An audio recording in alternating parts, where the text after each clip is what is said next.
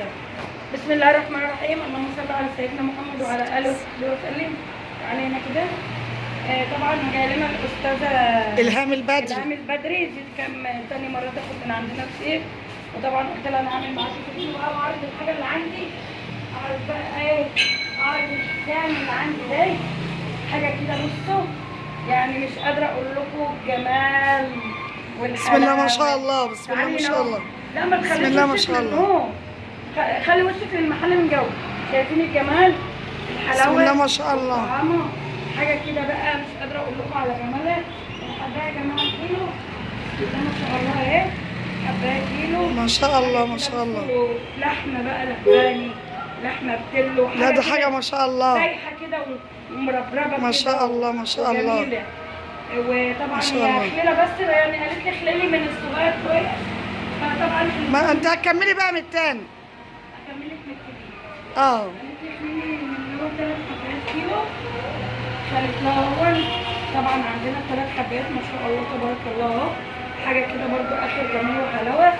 طبعا اخر لكم برضو الفسيخ اهو دوقاه، الفسيخ اهو. تعالي يا مدام كده، تعال انا عشان تدوق.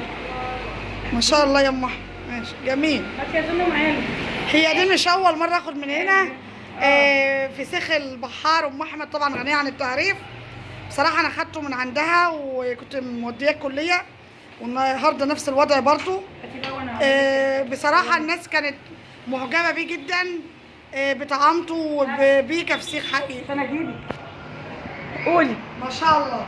دي النهارده طبعا مش اول مره اخد من عندك يا ام احمد فسيخ، دي لي كامل مره وبامانه ربنا. يعني انا المره اللي فاتت كنت واخداه مصفراه للناس في المنصوره في الكليه. الفسيخ الناس قالت لي بصراحه في منتهى الجمال ومنتهى الطعامه، لدرجه ان الناس طلبت مني التليفونات ويقولوا لي العنوان فين وما اعرفش ايه. طبعا فسيخ محل البحار ام احمد غنيه عن التعريف. الفسيخ بجوار مدرسه الصنايع، جوار مدرسه الصنايع، في وشها على طول، في وش مدرسه الصنايع على طول. فسيخ البحار عند ام احمد، فسيخ حقيقي يعني مش بجاملها. يمكن انتوا شفتوني على صفحتي قبل كده كتير، يعني لو انا خدته مره وما كانش عاجبني انا ما كنتش جيت لها تاني. يعني ده يثبت لكم كده ان انا فعلا انا جيت لان فعلا بثقه. يعني انا جربته مره، جربته 2، جربته 3، فيعني خلاص يعني من المحل خلاص عرفت ان انا اخد حاجه موثوق فيها ازاي، خاصه حاجه الاكل وخاصه الفسيخ، لان الناس بتاكله مثلا على فترات، فلازم الواحد يبقى ياخده يبقى مستمتع بيه.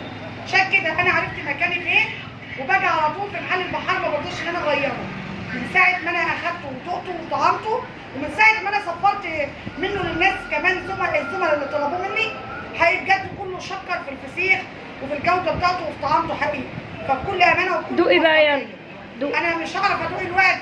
لا دوقي برضه، انا مش هعرف ادوق دلوقتي. طب دوقي لكن انا عارفه طب دوقي اصل انا صايمه. انا طلبته يكون حدوقه يعني ايه معتدل كده. خلاص. يا ام احمد عندها طبعا الحادق، عندها الدلع، عندها يعني كل واحد على حسب رغبته يا جماعه. واللي بيجي بقول له انت عايزه حادق او دلع. عندها اللي بيتاكل في يومه، اللي بيبات عشان يتاكل تاني يوم. يعني هي برضه بتبقى عامله حسابها في كل حاجه على حسب طلب المواطن اللي هو بيجي لها. في ناس بتحب تاكله اول يوم، في ناس بتحب تاكله تاني يوم، فهي بتسالكم برضه في حادق، في دلع، في وسط، كل واحد على حسب رغبته، كل واحد على حسب رغبته.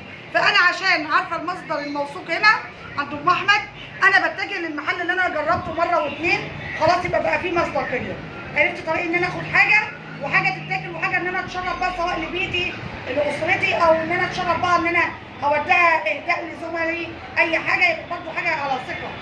يعني انا لدرجه المره اللي فاتت ناس كتير قعدت تسالني فين ام احمد وفين رقمها، ناس دخلوا لي كتير، اللي دخل على عمو والخاص قعدوا يسالوني على ام احمد، وناس طلبت لي بعدها قالوا لي احنا فعلا جبنا منها فسيخ، وقالوا لي فعلا يا استاذه الهام الفسيخ ما شاء الله عليه، قالوا لي زي ما انت قلت واكتر كمان. ما تحرمش منك. هيبقى بامانه مش بجامل، بامانه والله، بكل ثقه، بامانه والله، وانا بقول بالله الله يبارك لك يا ام. فيعني يا رب دايما للامام كده ان شاء الله. يا رب. يعني النهارده جاي اخد فسيخ من ام احمد، بس انا بقى يعني بعوزه مخلي لان هصفره، وساعات انا باخده لبيتي مخلي برضه عشان ان انا ما بيبقاش عندي وقت عشان ظروف عملي وشغلي، اعمل لك علبه على فبضطر ان انا باخده بقى مخلي. ام احمد بتخلقه لي بقى بالزيت والتشكيله بتاعتها الحلوه، جميل بجد، روعه روعه في منتهى الروعه يعني. وده كل واحد على حسب رغبته. يعني لو انت ست بيت وما عندكيش وقت للتنظيف او لاولادك او كده، انا عن نفسي بعمل كده. مثلا اخده متنضف جاهز، العيل لو عايز سندوتش في ثواني، انا مثلا عشان شغل عايزه سندوتش سريع ما عنديش وقت اقعد انضف كده، يبقى كل واحده على حسب رغبتها. في ناس بقى بتحب الله يعني تقعد تمزمز فيه كده كلام من ده في غيتها كده، دي بقى بيبقى عندهم وقت فراغ، ده ماشي بيبقى جميل جدا برضه، بس ده على حسب الوقت. انا لما بكون فاضيه بعمل كده باخده بحاله، لان في وقت للتنظيف. مش فاضيه وعايزه اكل فسيخ، ده بيبقى جميل جدا برضه، سريع كده ليا ولاولادي سندوتشات. الله يخليكي يا ماما. الله يخليكي يا ام لفي احمد. بقى كده عشان اطلع لك حاجتين. لفي وبعد كده بقى. طبعا انا خليت لها بعد كلام الجميل ده، عملت لها اهو ما شاء الله، ووريت لكم بقى الفسيخ اهو.